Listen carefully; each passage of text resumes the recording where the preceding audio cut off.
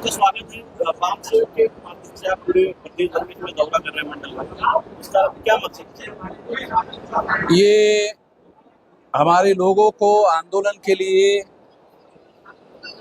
तैयार करने के मकसद से, क्योंकि 2030 तक 15 लाख बूथ में आंदोलन करना है और अगर विशाल आंदोलन हुआ 15 लाख बूथ का तो power is a product of successful struggle. Power is a product of successful struggle. अगर सफल आंदोलन हुआ तो हमारे लोगों को सत्ता मिलेगी, आंदोलन के बदौलत मिलेगी। जैसे गांधी जी ने आंदोलन किया आजादी का तो नेहरू जी प्रधानमंत्री बने। ये 2000 साल पहले का उदाहरण नहीं है, इसको अभी 200 साल भी पूरे नहीं हुए हैं, ये अभी नया नया उदाहरण है। अभी सर आप एक कार्यकर्ता हैं, समाज में जिस तरह निरंतर काम कर रहे हैं, अभी पेपर की कटिंग है संत कबीर नगर की।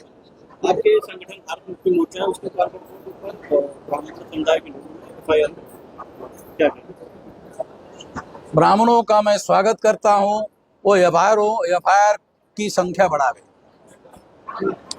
जितनी ज्यादा FIR बढ़ेंगे उतना ज्यादा हमारा काम आसान होगा।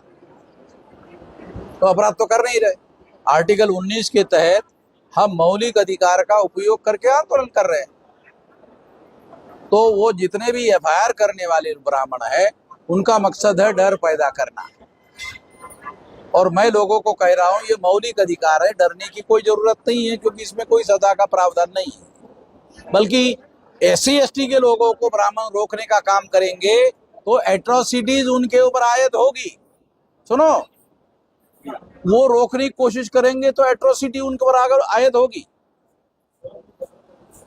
ये हमारे लोगों को समझ में नहीं आता, मुझे समझ में आता ना। मिश्रा साहब, देखने को मिल रहा है कि जिस तरह महापुरुषों के लिए आप लोग जागृति का कार्यक्रम कर रहे हैं, लेकिन वहीं पर बाबा साहब अम्बेडकर, अंग्रेजों का दलाल, ऐसे तमाम लोग जो हैं बढ़ चढ़कर लोग बाबा साहब अम्बेडकर का विरोध कर रहे हैं। मध्य प्रदेश की अनिल मिश्रा एडवोकेट, वो बाबा साहब अम्बेडकर को अंग्रेजों का एजेंट कर रहे हैं, क्या कहेंगे? उसका बाबा साहब आम्बेडकर को दलाल कहकर, उस मिश्रा को दलाल कहने के पहले जानते थे तुम? जनवाना चाहता नहीं, समझे आप? उसको कौन कुत्ता पूछ रहा था, कौन जानता था?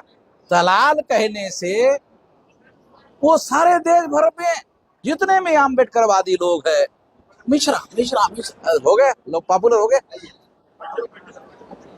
और इससे उसको बीजेपी से राज्यसभा का टिकट मिल सकता है। इतने हमारे लोग नालायक लोग हैं।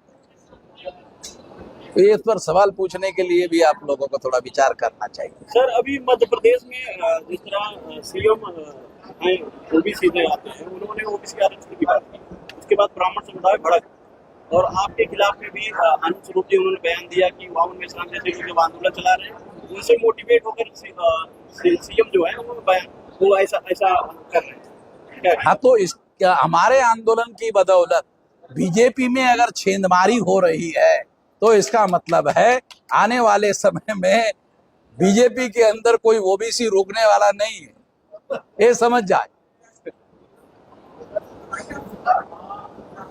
क्या लगता है सर, जिस तरीके से डॉक्टर बाबा साहब अम्बेडकर को लगातार क्रिटिसाइड किया जा रहा है, वहीं आनंद स्वरूप की बात मैं करूंगा, वो BN राव को प्रस्थापित करना चाहते हैं डॉक्टर बाबा साहब अम्बेडकर की जगह। हाँ। क्या कहेंगे? कौन है BN राव?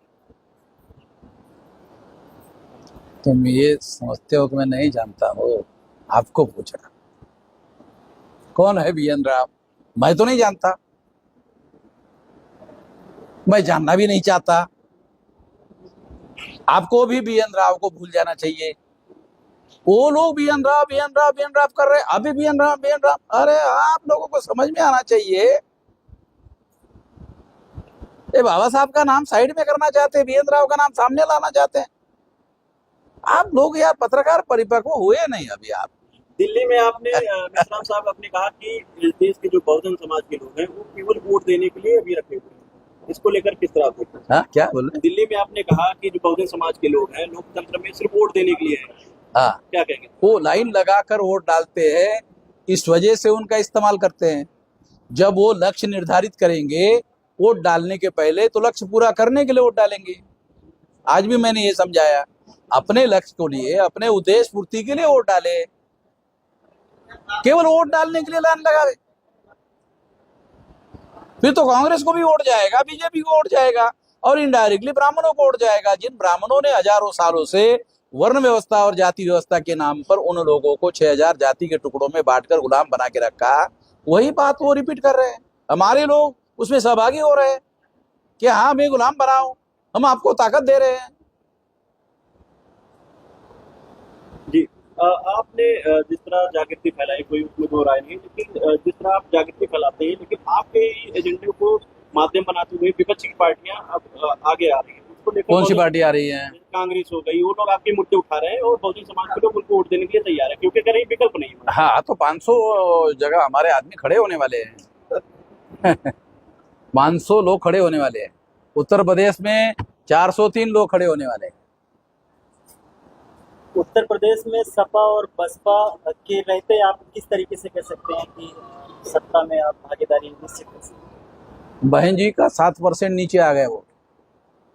जब उनको सत्ता मिली थी और पूर्ण मुख्यमंत्री बनी थी, 207 सीटें मिली थी, तो 30% वोट पड़े थे।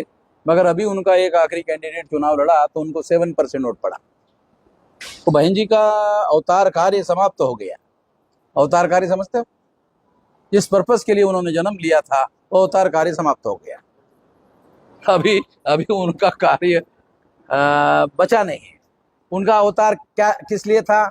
उत्तर प्रदेश का मुख्यमंत्री बनने के लिए था। वो कार्य समाप्त हो गया। आप पे आरोप लगता है कि आप बहुजन समाज के नेताओं के ऊपर टिप्पणी करते हैं, जैसे बहन जी के ऊपर एक आरोप लगता है। टिप्पणी करवा रहा है और टिप्पणी करते आरोप भी कर रहा है। बहन जी की रैली हुई, देखें, उन्होंने वो हमारे से ही उसकी हजामत भी करवा रहा है और फिर तुरंत दूसरा भी सवाल पूछ रहा है। अक्टूबर को जिस तरीके से लखनऊ में बसपा की रैली हुई, उस रैली में बहन मायावती जी ने बीजेपी का बखान भी किया। वहीं डिप्टी सीएम जो है उन्होंने भी बहुत बहुत धन्यवाद किया। तो क्या लगता है किस तरीके से? नसीमुद्दीन सिद्दीकी बहुत कुछ बोल गए हैं, हमें बताने की जरूरत नहीं। बहुत इतना सारा नसीमुद्दीन ने बताया। अरे हमारे लिए नसीमुद्दीन ने कुछ छोड़ा ही नहीं। बहुत धन्यवाद।